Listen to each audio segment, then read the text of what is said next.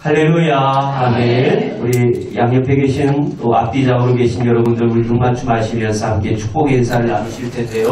이렇게 함께 인사하시겠습니다. 오른손가락을 딱 들고요. 샬롬, 날마다 평강하십시오. 샬롬, 날마다 평강하십시오. 사랑합니다. 축복합니다. 잘 오셨습니다. 네. 오늘 예배 가운데 나오신 여러분들, 하나님 앞에 나오신 여러분들 진심으로 사랑하고 환영합니다. 네. 자, 우리 열린교회 성도님들 보시면 참 사랑이 많으신 것 같아요. 네. 은밀한 가운데 다른 이들을 섬기는 분들도 많이 있으시고, 네. 오른손이 한 것 왼손이 모르게 하시던 하나님 말씀을 따라서 늘 자신이 드러나지 않기를 원하시는 무명의 익명의 손길들을 통해서 사랑의 공급이 또 사랑의 표현이 아름다운 하모니가 교회 안에서 잠잠히 울려 퍼지는 그런 교회 또 섬길 수 있는 기회를 하나님께서 주셔서 참 감사한 마음이 듭니다. 그래서 우리 모두가 서로 사랑 안에서 하나 되셔서 늘 주님의 은혜 가운데 승리하시기를 주님의 이름으로 부탁을 드리겠습니다. 요즘에 정치를 빗대어 회의적인 이야기들을 많이 하게 되는 것을 듣게 됩니다. 민주당에는 민주가 없다. 정의당에는 정의가 없고, 바른미래당에는 미래가 없고, 평화당에는 평화가 없다. 이렇게 회의적이고 풍자적이게 이야기하는 것을 보았습니다. 또 어떤 이들은 교회를 일컬어서 또 풍자적인 이야기합니다. 사랑의 교회는 사랑이 많아야 되는데 사랑이 없고, 소망의 교회는 소망이 없고, 기쁨의 교회는 기쁨이 없고, 우리 열린교회는 이름이 열린교회인데 항상 열려있을 줄만 알았는데 교회 문이 간혹 닫혀있을 때 이게 닫힌 교회 아닌가, 그렇게 말씀하시는 분들이 있었습니다. 여러분, 교회가 교회답지 못함을 나타내는 것, 이 사회와 이 사회 정의와 공의가 바로 세워져야 될 이 정당이 온전치 못함을 혼자하는 내용들이겠죠. 여러분, 교회가 교회답지 못하고 예배가 예배되지 못하고 성도가 성도답지 못하면 여러분 어떻게 되겠습니까? 하나님이 세워놓으신 그 온전하신 진리의 터가 완전히 무너지고 거룩한 열매를 맺을 수가 없을 것이고, 많은 자들이 교회를 통하여 구원을 받을 수가 없게 될 것입니다. 그래서 우리는 2020년도에는 우리 열린교회가 정말 교회로서의 말씀에 입각한 정말 하나님의 성경적 가치에 둔 교회가 세워지기를 원하고요. 예배가 하나님 앞에 진정으로 드려지는, 우리의 마음이 온전히 드려지는 예배가 되기를 원하고요. 성도님들이요, 정말 성도의 이름에 걸맞는 거룩한 부르심의 무리들이 모여 함께 주님을 예배하는 성도에 걸맞는 삶들이 되어지기를 주님의 이름으로 부탁을 드리겠습니다. 그렇게 일하시고 교회가 교회되고 성도가 성도, 예배가 예배되어지고 또 그렇게 일하실 때에 새 일을 행하실 여호와께서 우리 가운데 새롭게 하시는 은혜가 더하여질 줄로 믿습니다. 오늘 교회에 여러분 들어오시면서 주보와 함께 그 주보 안에 있는 속지 유인물을 함께 받으셨으리라 생각이 됩니다. 보시다시피 에베소서에 대한 일목요연한 정리를 1장부터 6장까지 해놓았습니다. 그래서 이 속지, 이 유인물은 절대로 버리지 마시고 여러분들 꼭 성경책에 껴놓으시든지 여러분 가방 안에 쏙 넣어놓으셔서 우리는 약 8주간에 걸쳐서 주님이 원하시는 교회라고 하는 이 큰 주제를 가지고 에베소서를 통해서 하나님의 말씀을 진솔하게 진지하게 함께 말씀을 나눠보려고 합니다. 그래서 오늘 함께 나눠드린 이 유인물을 조금 참고하셔서 숙지하시고 이해하신다면 더 큰 은혜가 있을 줄로 믿습니다. 글쎄요, 제가 유인물을 보자고 할 때 같이 봐주시면 감사하겠고요. 우리 열린교회 성도님들이 이렇게 한 번에 모여줄 수 있는 시간이 없기 때문에 제가 두 마리의 토끼는 다 잡을 수 없다는 생각은 가지고 있지만 설교에 대한 말씀을 선포하고 전하는 말씀, 전파하는 말씀도 있어야 되겠지만 분명히 우리가 거룩한 가르침과 배움의 은혜도 있어야 됩니다. 그래서 그 시간이 적기 때문에 이것을 하나로 융합을 해서 좀 같이 이 시간을 통해서 우리가 좀 풀어가보자 하는 그런 계획을 가지고 있습니다. 그래서 오늘 우리가 이제 8주 동안 보실 말씀이 에베소서 말씀이다 라는 사실을 먼저 기억하시면 좋겠습니다. 여러분 사실 에베소서 말씀은 불량면에 있어서 누구나 한 번쯤은 도전해 볼 수 있는 책이라 생각이 됩니다. 에베소서는 몇 장까지 나와 있습니까? 6장까지 나와 있다라고 말씀을 드립니다. 에베소서 말씀은 6장까지 이루어지고요. 여러분 성경책을 가지고 계실 겁니다. 성경책을 보시면 각 장마다 1장, 2장 이렇게 훑어읽기로 훑어보시면 다들 20절 또는 30절에서 초반에 그쳐지는 것을 볼 수가 있습니다. 그렇기 때문에 에베소서 말씀은 분량면에 있어서 쉽게 도전할 수 있고 누구나 쉽게 말씀을 묵상할 수 있는 책이라 생각이 됩니다. 그러나 그 반면에 그 에베소서가 담고 있는 그 안에 있는 내면의 진리는 상당한 심오한 진리가 담겨 있습니다. 그리고 복음에 상당한 밀도가 응축되어 있기 때문에 여러 차례 이 말씀을 묵상하지 않고는 읽지 않으면 절대로 이해할 수 없는 어려운 말씀이 에베소서의 말씀이 되겠습니다.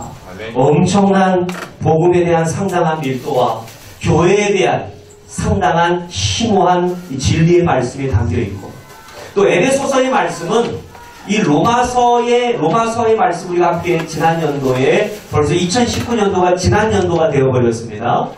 로마서 말씀을 우리가 쭉 한 6개월 동안 같이 함께 묵상하면서 로마서 말씀 가운데 나와 있는 복음에 대한 예수 그리스도에 대한 핵심 진리와 진술을 담고 있었다면 오늘 에베소서 말씀은 우리 인간에 대한 근본적인 질문을 합니다. 나는 누군지? 우리가 함께 모여진 이곳 교회가 무엇인지? 우리를 부르신 그 성부, 성자, 성령 하나님이 누구신지? 어떤 계획을 가지고 그 계획을 어떻게 성량하시고 구속하시며 성취해내셨으며 어떻게 이것을 우리 가운데 이루어 가시고 적용해 가시는지를 우리가 오늘 에베소서 말씀을 통하여 아주 근본적이고 아주 심오한 진리의 말씀을 이해할 수 있는 말씀이 바로 에베소서 말씀이니 오늘 여기 나와 계신 모든 분들은 절대로 다음 주부터 연결되어지는 이 말씀 한 8주간 정도 계획하고 있는 에베소서 강의를 통해서 빠지지 마시고 하나님이 주시는 은혜를 꼭 누리시기를 바라겠습니다. 네. 에베소서 말씀은 크게 나눕니다. 1장부터 3장까지의 말씀을 하나님께서 어떻게 우리를 천국의 시민으로 만드시는가에 대한 내용이 담겨 있습니다. 하나님께서 어떻게 하나님의 열심으로 하나님의 때에 하나님의 방법으로 하나님의 사람을 통해 하나님의 뜻을 이루어 가시는 하나님의 열심으로 우리를 어떻게 빚어가셔서 천국 시민으로 만들어 놓으시는가. 그리고 4장부터 6장까지의 말씀은 그 천국 시민된 자로서 그 천국 시민은 어떻게 살아내야 되는가, 어떻게 살아가야 하는가에 대한 말씀을 함께 나누려고 합니다. 그래서 로마서 말씀을 배울 때도 혹시 기억하시지요? 로마서 말씀에도 크게 두 부분으로도 구분되어지는 것을 볼 수가 있습니다. 1장부터 11장까지 교리적인 말씀, 복음에 대한 이론적인 말씀이 담겨 있다면 12장부터 16장까지의 말씀은 그리스도인들로서 복음을 받아들인 그리스도인들이 실천해야 될 실천편에 대한 말씀을 하고 있는 말씀이 로마서의 말씀이었다라고 말씀을 드렸습니다. 그렇기 때문에 사도 바울은 오늘 이 에베소서 말씀에서도 크게 두 부분으로 천국 백성을 만드시는 하나님 그리고 천국 백성의 삶은 어떤 삶을 살아가야 되는가 라는 큰 주제와 구분으로 우리가 함께 말씀을 이해하려고 합니다. 자, 오늘 나눠드린 이제 유인부를 한번 보시기 바랍니다. 먼저 큰 주제를 잡고 갔으면 좋겠어요. 자, 오늘 말씀의 제목은요, 그리스도 안에서인데요. 오늘 주보에 보시면 그리스도 안에서라고 하는 이 에베소서에서 풍성하게 아주 사용되어지고 있는 단어가 바로 이 그리스도 안에서. 그래서 제가 그리스도 안에서를 강조하며 말씀을 읽었습니다만은 어쨌든 그리스도 안에서 이루어지는 주님이 원하시는 교회, 그 교회론에 대해서, 교회의 이론에 대해서 가장 명확하고 확실하게 설명하는 책이 에베소서에 담겨 있어요.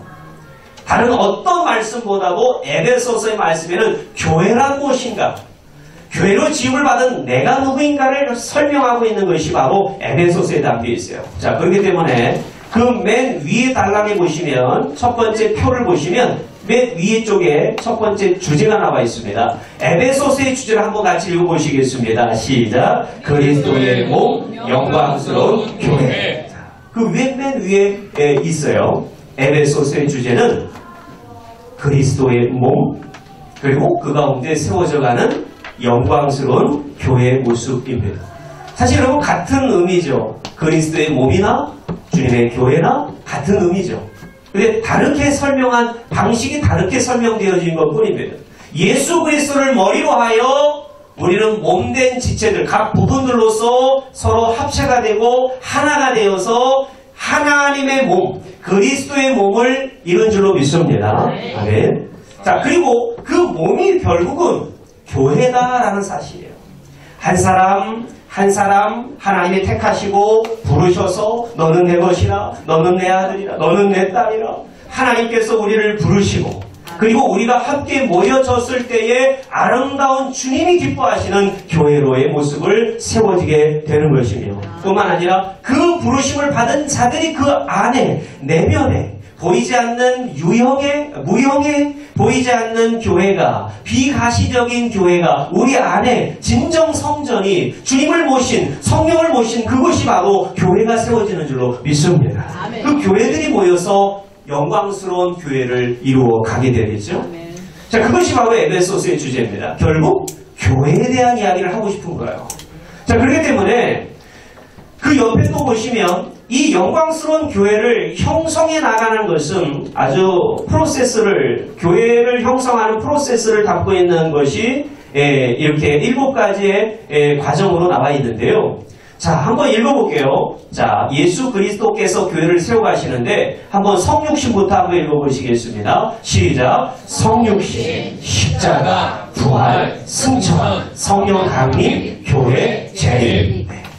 여러분 첫 번째 시간이라서 좀 우왕좌왕하시는 면이 없잖아 있고 이 표가 한눈에 안 들어오실 겁니다. 그런데 제가 성경 공부할 때 꼭 강조하는 부분이 있습니다. 한번 따라해 주시겠습니까? 단반지. 단무지도 아니고 단반지입니다. 네, 반지긴 반지인데 단반지인데, 자, 이겁니다. 단순, 지속, 반복이 돼야 돼요. 성경 말씀을 연구하고 공부할 때, 우리가 이해할 때, 여러분 에베소서를 얼마나 많이 읽으셨습니까? 수십 년 교회를 다니시면서 얼마나 많이 이 말씀을 거쳐가셨냐고요. 몇 독을 하시면서 에베소서 말씀은 몇 독이나 하셨습니까? 근데 여러분 에베소서 말씀을 쭉 읽어나가긴 하는데 진짜 에베소서에서 말씀하는 그 말씀 핵심 진리를 끄집어내지 못할 때가 참 많이 있어요. 그냥 조각조각 남편이 아내들이 해야 될 일, 아내가 남편에게 해야 될 일, 이런 것들을 자녀가 부모에게 해야 될 일, 이런 것들을 좀 조각조각 떼다가 우리가 사용했던 적은 여러 번이 있으나 얼만큼 에베소서라고 하는 이 심오한 하나님의 신학적이고 체계적인 이 교회론적 말씀이, 복음이 얼만큼 우리에게 다가왔냐고요. 그렇기 위해서는 우리는 정말 오늘 이 어렵지만 이 정리된 말씀을 통해서 반복해서 단순하게 그리고 지속적으로 도중에 포기하시는 분들이 없기를 축원합니다. 반복해서 계속 반복적으로 말씀을 읽고 묵상하고 하다 보면 놀라운 일들이 벌어질 수가 있어요. 제가 실제로요 기적을 봤어요. 82세 되신 할머니신데요. 목회자 세미나의 그 권사님이신데 권사님이 오셔서요 성경을 암송하겠다고 암송을 하시는데요. 놀라운 일이 벌어집니다. 마태복음 1장부터요 18장까지 암송을 해버립니다. 한 글자도 안 틀리고 82세 되신 할머님이. 왜 어떻게 그렇게 사람이 가능합니까? 사람으로서 못합니다. 하나님이 성령의 지혜를 부어주셨어요. 제가 거짓말하는 게 아니야. 한 토시도 안 틀리고요. 한 토시도 안 틀리고 그대로 암송을 해버립니다. 그렇기 때문에 여러분 여기 계신 분들도요 다 자신감을 가지시고 하나님이 계시의 영과 지혜의 영을 부으시면 하나님의 말씀을 깨닫게 하시는 은혜가 있을 줄로 믿습니다. 그래서 거룩하고 건강한 교회로 교회가 세워지시기를 축원을 드립니다. 다시 한번 반복하겠습니다. 교회의 형성의 프로세스는 성육신부터 한번 읽어보겠어요. 시작. 성육신, 십자가, 부활, 승천, 성령 강림, 교회, 재림. 설명해 드립니다.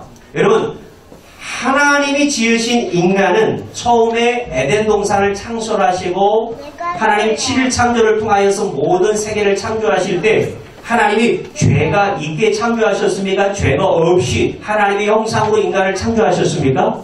죄가 없이 하나님의 형상과 모양대로 사람을 지으시고 만드셨어요.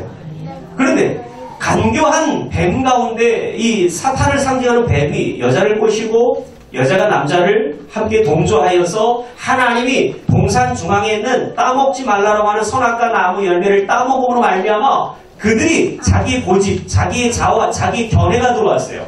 그래서 그들이 눈이 밝아져서 그들이 벗은 것이 보여지고 부끄러운 것이 보고 수치가 보여지기 시작했어요. 아, 저 사람 옷을 잘 입었네? 저 사람 잘 사네? 저 사람 부유하겠네? 저 사람 가난하겠네?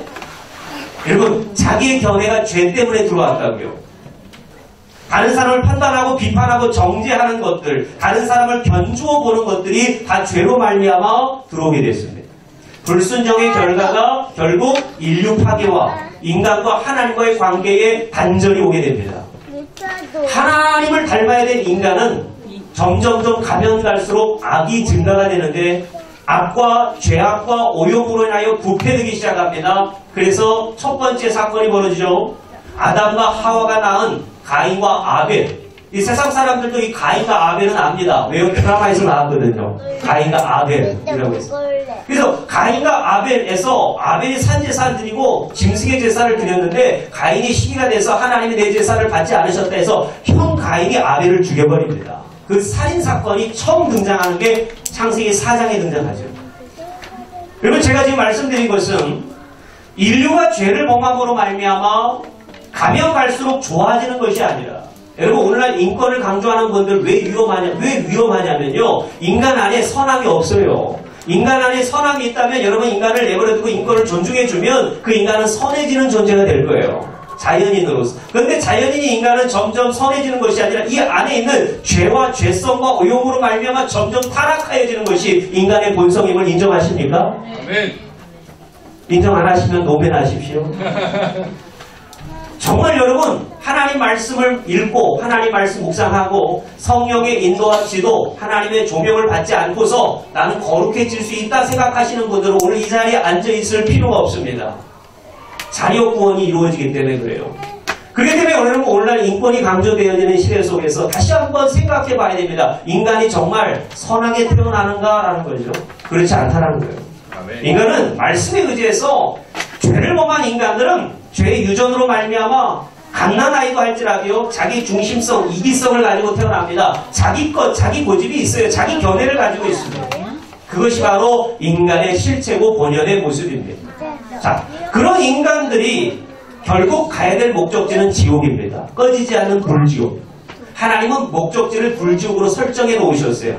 하나님이 인간을 만드셨는데 지옥으로 보낸 인간들 하나님이 생각하니 너무나도 가슴이 아프셨어요.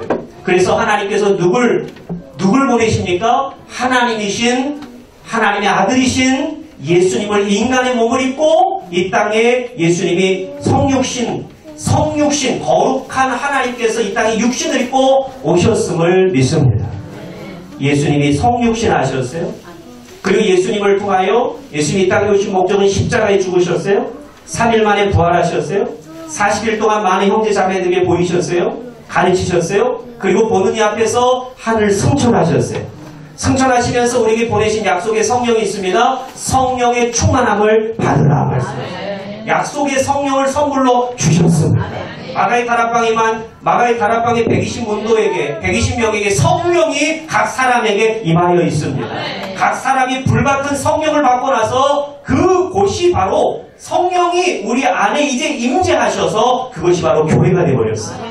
교회는 바로 성령이 임하시면서부터 성령 강림으로부터 교회는 세워지게 됐습니다.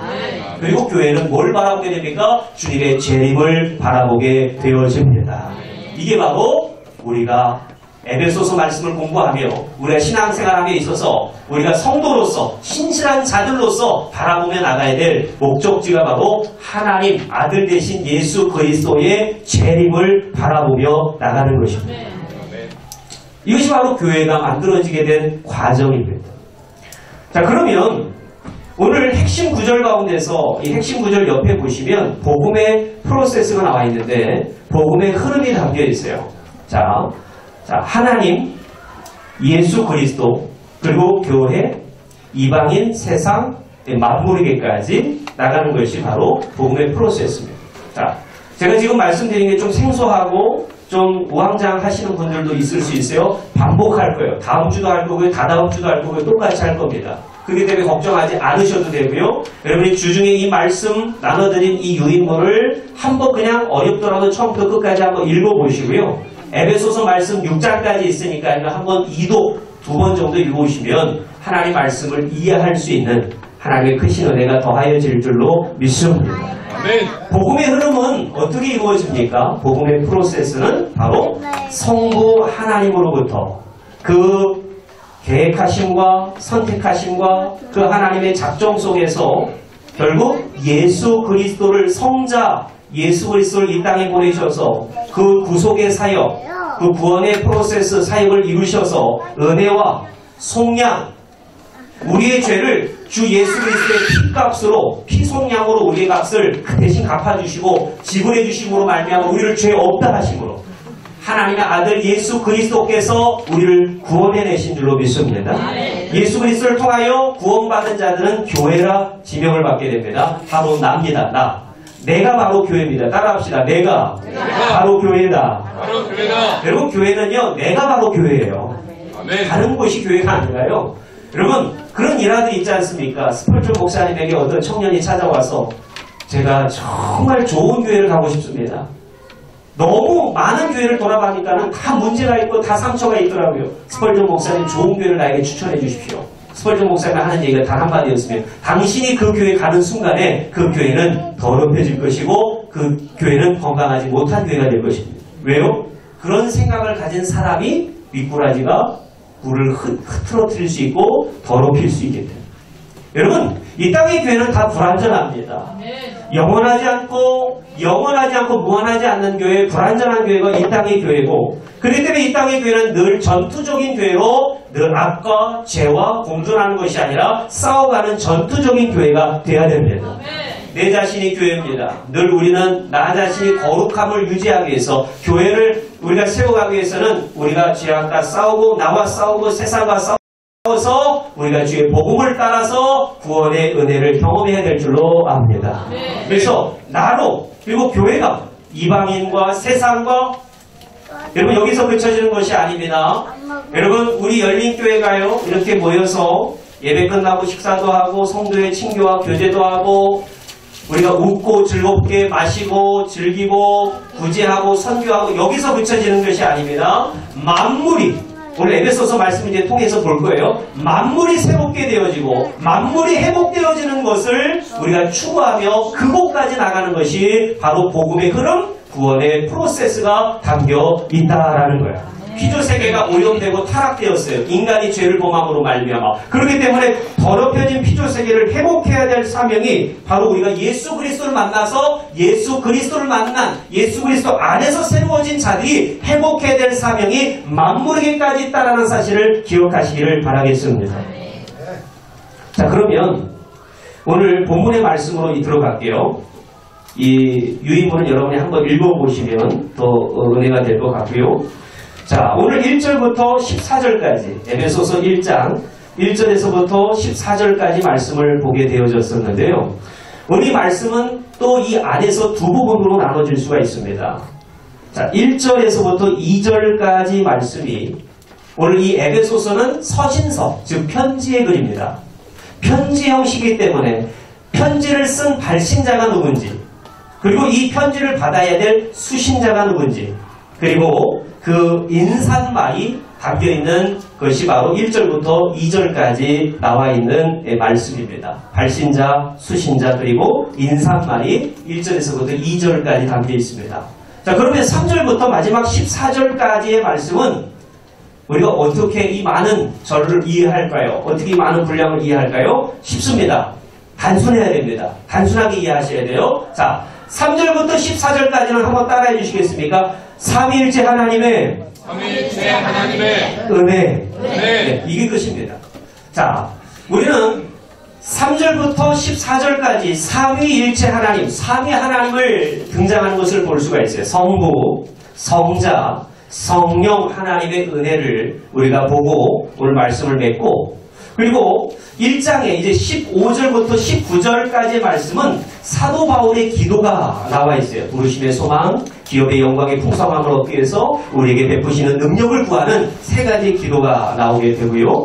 마지막 20절부터 23절까지 말씀은 우리가 아까 전에 복음의 흐름을 통해서 배웠던 계시의 목표, 즉 구원의 프로세스를 보게 될 겁니다. 하나님, 성부 하나님, 성자 예수님, 그리고 성령님을 통하여서 내가, 교회가 유대인들이 변화받고 이방인들이 세상이 변화받고 만물에게까지 충만히, 만물에서 만물에게까지 충만히 임하시는 하나님의 역사와 은혜의 가정들을 보게 될 것입니다. 자, 그러면 다 설명할 수는 없어요. 시간 관계상 제가 짧게 설명하고 마치도록 하겠습니다. 자, 1절 말씀을 보십니다. 1절 같이 읽어보도록 하겠습니다. 시작. 하나님의 뜻으로 말미암아 그리스도 예수의 사도된 바울은 에베소에 있는 성도들과 그리스도 예수 안에 있는 신실한 자들에게 편지를 하노니. 아멘.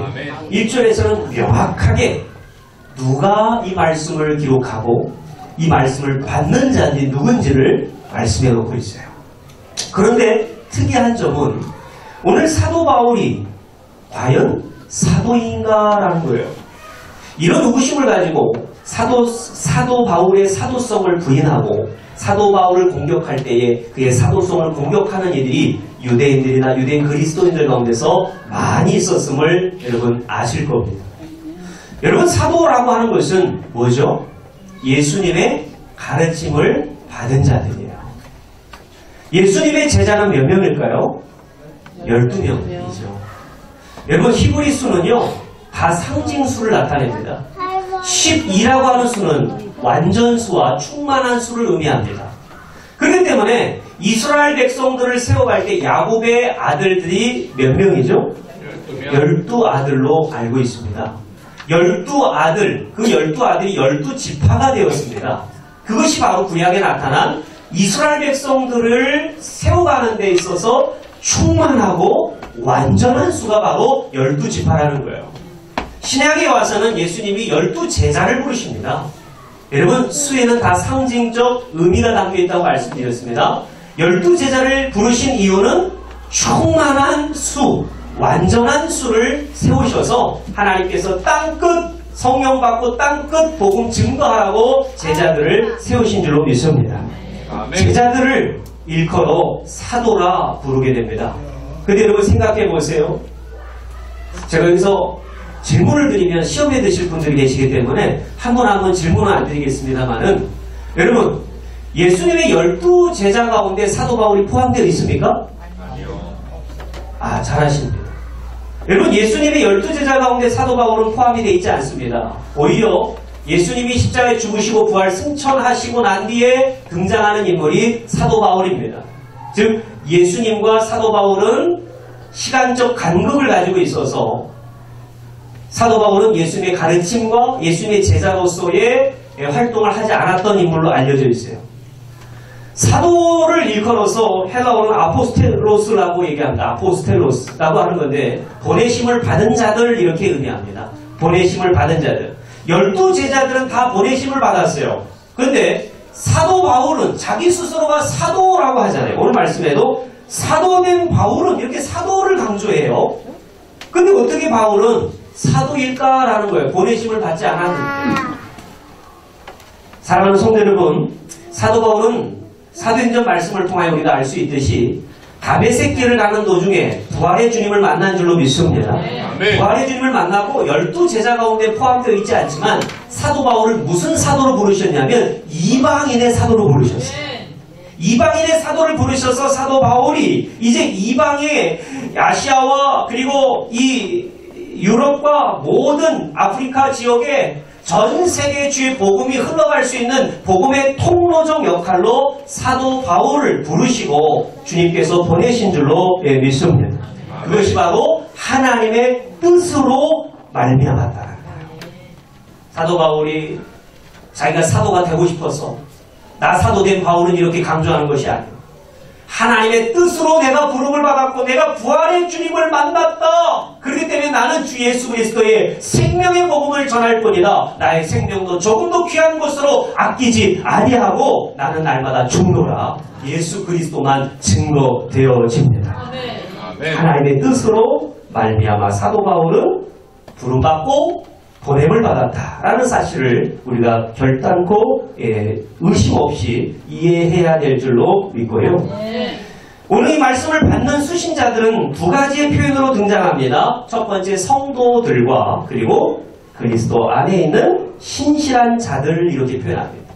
여러분 성도는 많이 들어보셨을 거예요. 성도는 거룩한 무리들, 한자를 풀어 설명하면 거룩한 무리들 이런 뜻입니다.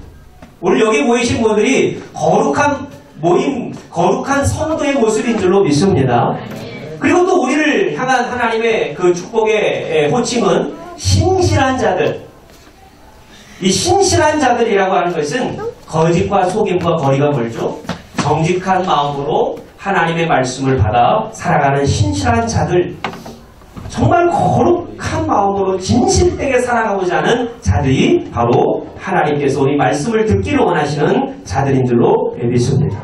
네. 자, 이렇게 1절의 말씀이 끝나고 2절 말씀을 보게 되면 인사말이 등장하는데요.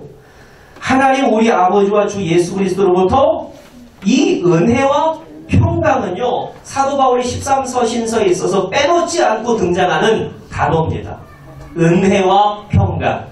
이 은혜와 평강이 있을지어다라고 말씀합니다. 여러분 이 은혜는요 뭐죠? 단지 우리가 기프트, 다른 사람에게 선물을 줘서 내가 그 선물을 받은 자들이 은혜를 받았습니다라는 하는 정도의 물질적 차원의 이 세상 차원의 은혜가 아닙니다. 스승의 은혜는 어버이 은혜. 여러분 그 은혜 정도가 아니라 이 은혜의 표현 카리스라고 하는 헬라어는요. 하나님만이 유일하게 우리 인생들에게 주실 수 있는 은혜라는 사실을 기억해야 됩니다. 하나님이 주실 수 있는 하나님만이 우리 인생들을 구원의 길로 인도하시는 그것이 바로 하나님의 은혜요 은총인 줄로 믿습니다. 사람으로서 만들어지는 것이 아니라 사람에 의하여서 만들어지는 것이 아니라 온전히 하나님의 성부, 성자, 성령 하나님의 그 경륜과 구원의 계획 가운데 만들어져서 그 은혜가 우리 가운데 부어지고 있음을 우리는 알아야 됩니다. 아멘. 은혜가 먼저 나온 이유가 무엇일까요?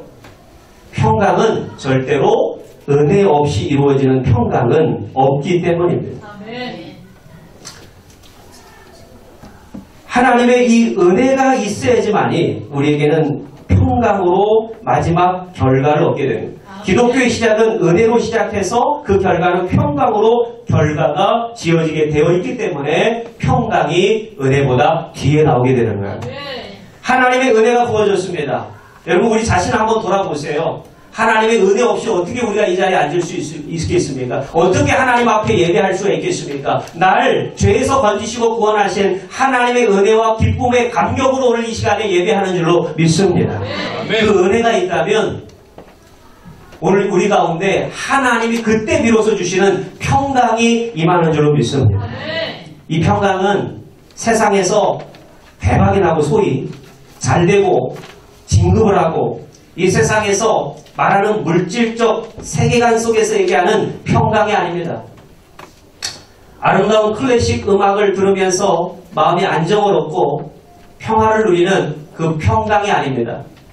여기서 나타난 에이레네라고 하는 헬라어는 히브리, 우리가 많이 오늘 우리 처음에 서두에도 인사했던 샬롬, 그것이 바로 헬라적 표현으로 에이레네입니다. 뭐죠? 우리 한번 옆에 분들에게 이렇게 인사해 봅시다. 당신에게 평강이 있을지어다. 당신에게 평강이 있을지어다. 여러분, 이 평강은요, 인사말이에요. 히브리 민족의 인사말이 바로 샬롬입니다. 그게 바로 오늘 이 평강이 그대로 헬라적 표현으로 사용되어 있을 뿐입니다. 그래서 여러분, 이 평강은요, 절대로 이 세상에서 잘 되고 예수님 믿고 소위 대박이 나고 부귀 영화를 누린다고 해서 그게 평강, 평안, 그것이 많은 것이 아니라 여러분, 평안은 어디에 있습니까? 예수 그리스도 안에 참된 평안이 있는 줄로 믿습니다. 평안은요, 오직 한 길밖에 없어요. 오직 한 곳에서밖에 얻을 수 없어요. 예수 그리스도밖에 없어요. 1절과 2절, 2절 말씀하는데요. 거기에 예수 그리스도가 3번 강조되어 등장하는 걸 보세요.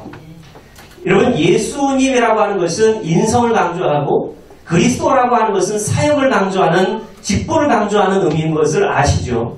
그래서 예수 그리스도 할 때는 인성을 강조하신 예수 그리스도의 사역, 또는 그리스도 예수 이렇게 강조할 때는 그리스도, 예수님의 직임, 예수님의 사역을 강조하는 그러한 말임을 우리는 알아야 돼요. 그런데 오늘 그리스도라고 하는 단어가 3번 강조되어 있다는 거예요. 메시아입니다. 히브리어로 메시아, 우리의 구원자, 우리의 구속주, 우리를 죄에서 건지실 분, 우리를 속량하실 그분 안에서 참된 평화가 있는 줄로 믿습니다. 가정은 무너지고 부도나고 깨지고 부서지고 있어요. 그런데 어떤 이는 말합니다. 나 참된 평화가 임했어요. 나 주님 안에 참된 평화가 있어요. 여러분, 세상에서는 미친 사람이라고 그럽니다.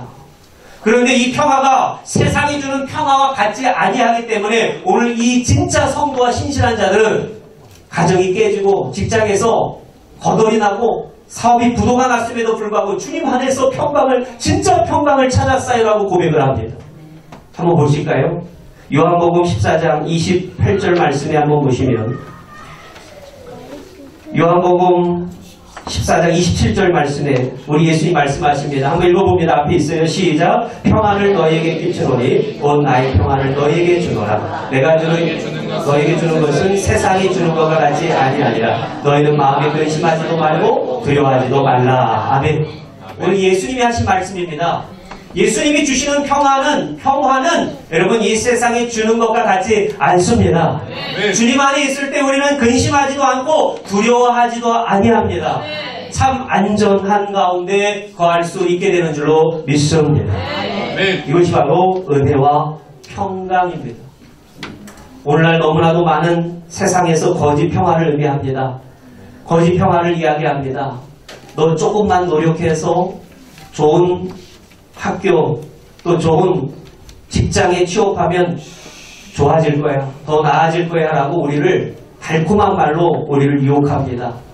너 조금만 더 이것을 얻고 이것을 성취하고 이것을 갖게 되면 더 좋아질 거야 라고 세상에 악한 사단의 흑암의 권세는 우리를 노략질하고 우리를 끊임없이 유혹해 됩니다.